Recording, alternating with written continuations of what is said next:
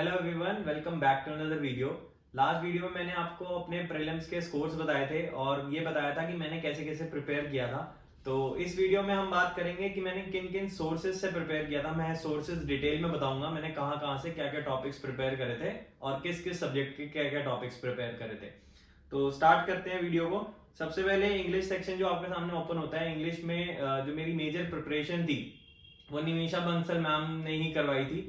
मैंने अन अकेडमी की सब्सक्रिप्शन ले रखी थी जिसमें निमिषा बंसल मैम का एक बैच आता है जो परफेक्शन नाम से है। एंड उसमें मैंने लास्ट वीडियो में भी बताया कि मैम सारे टॉपिक्स के क्वेश्चंस कवर करती हैं और वो मुझे लगता है कि वो एक बच्चे के लिए एकदम परफेक्ट सोर्स है और उसके अलावा किसी और चीज की नीड नहीं पड़ेगी। एकदम कॉम्प्रिहेंसिव है, सारे टॉपिक्स सारे क्वेश्चंस हर टाइप के, प्री के मेंस के सारी चीजें कवर हो जाएंगी अगर आप सिर्फ परफेक्शन बैच फॉलो कर लेते हो निमिषा बंसल मैम का अन अकेडमी पे। क्योंकि मैं इतनी श्योरिटी से इसलिए कह सकता हूँ क्योंकि मैंने सिर्फ एक ही बैच फॉलो कर रखा था और मैं पूरे दिन में सिर्फ एक क्लास लेता था मैम की, लेकिन डेली लेता था और मुझे बहुत ज्यादा इंप्रूवमेंट दिखी थी।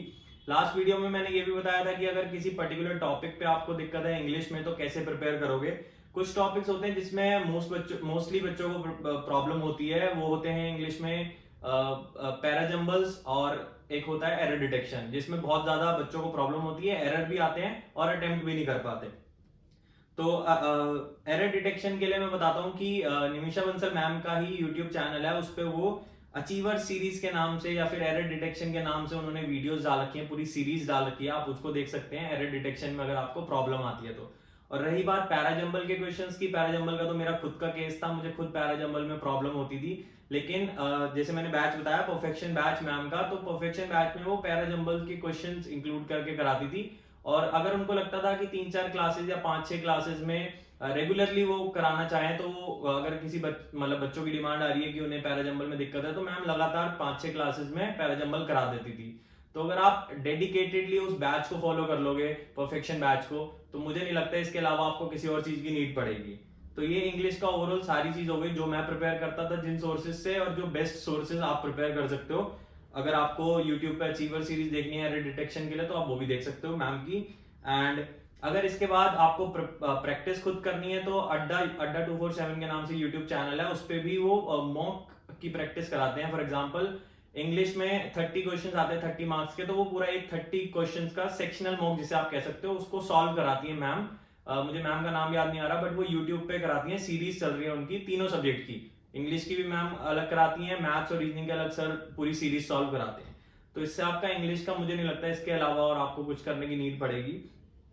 और अगर मैं बात करूं क्वांट्स एंड रीजनिंग की, तो क्वांट्स एंड रीजनिंग में सबसे पहले मैंने बताया था कि बेसिक कॉन्सेप्ट सॉल्व कर आपको क्लियर करने होते हैं अपने। तो बेसिक कॉन्सेप्ट्स आप जिस भी ट्यूटर से, जिस भी एजुकेटर से आपको कंफर्टेबल हो, आपको लगता है कि मेरे को इस एजुकेटर का समझ आता है और आपके पास अगर कोई सोर्स है तो आप उससे अपने कॉन्सेप्ट्स क्लियर कर सकते हो, इसमें कोई दिक्कत वाली बात नहीं है। मैंने भी एसएससी की प्रिपरेशन स्टार्ट करी थी तो मेरे जो एजुकेटर थे, जो टीचर्स थे, वो एसएससी के लिए पढ़ाते थे, तो मैंने उसके अलावा और कोई कॉन्सेप्ट्स क्लियर करने के लिए तो क्लासेस नहीं ली बैंक की। लेकिन मेरे कॉन्सेप्ट्स वहां पे बहुत क्लियर हो गए थे, जैसे कि हमारे सामने परसेंटेज होती है, रेशियो होता है, फ्रैक्शन होता है, ये चैप्टर्स जो बेसिक होते हैं, टाइम स्पीड डिस्टेंस, ये सारे चैप्टर्स, तो ये उनके भी सिलेबस में था एसएससी में, तो वहां से मेरा क्लियर हो गया था। तो अगर आपके पास कोई और एजुकेटर है जिसके आपने कोर्सेज ले रखे हैं, सब्सक्रिप्शन ले रखी है, तो आप उससे भी पढ़ के अपना कॉन्सेप्ट्स क्लियर कर सकते हो बेसिक। एंड देन उसके बाद सबसे इंपॉर्टेंट चीज, कॉन्सेप्ट से भी ज्यादा इंपॉर्टेंट चीज अगर मैं कोई कहूंगा मैथ्स और रीजनिंग के लिए, तो वो है प्रैक्टिस। प्रैक्टिस का मैंने लास्ट टाइम बताया था कितना इंपॉर्टेंस है प्रैक्टिस लास्ट वीडियो में, लेकिन मैंने सोर्सेज नहीं बताए थे कहां से आपको प्रैक्टिस करने हैं। तो जैसा हम सब बैंकिंग जो एस्पिरेंट्स हैं वो प्रैक्टिस जो है मॉक के थ्रू करते हैं, लेकिन अब बात आती है कि कौन से ब्रांड के या कौन से इंस्टीट्यूशन के मॉक्स आपको लेने चाहिए, कौन से एग्जाम लेवल पे होते हैं या उससे भी ऊपर लेवल के होते हैं। क्योंकि अगर आप एग्जाम से ऊपर के लेवल के मॉक लगा के जाओगे तो डेफिनेटली आप एग्जाम में अच्छा ही करोगे।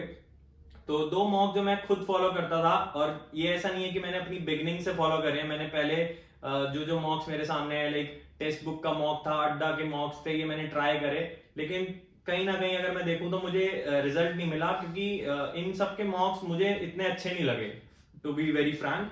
एंड उसके बाद जो मैंने 2 मॉक फॉलो करे, जो मैं लोगों से मिला, मैंने एक्सपीरियंस करे खुद भी मॉक्स, उन 2 मॉक का नाम है, एक है प्रैक्टिस मॉक और दूसरा है ऑलिव बोर्ड। इन दोनों की सब्सक्रिप्शन मुझे लगता है कि मैंने 400 से 500 के बीच में एक की सब्सक्रिप्शन ली होगी, 6 महीने या 8 महीने का जो भी उनका उस टाइम पे प्लान चल रहा था।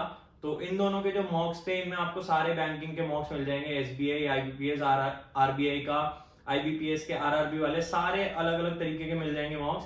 एंड सबके प्रीलिम्स के, मेंस के, सेक्शनल, सारी चीजें आपको मिल जाएंगी। इसके अलावा आपको प्रैक्टिस की मुझे नहीं लगता और कहीं जाना पड़ेगा। आप ये मॉक्स भी खत्म कर लो अगर 2 टेस्ट सीरीज के, तो मोर देन सफिशिएंट हो जाएगा। और इसके साथ आपका प्रीलिम्स के सोर्सेज की सारी डिटेल मैंने बता दिया आपको। और अभी तक वीडियो में बने रहने के लिए शुक्रिया and have a great day.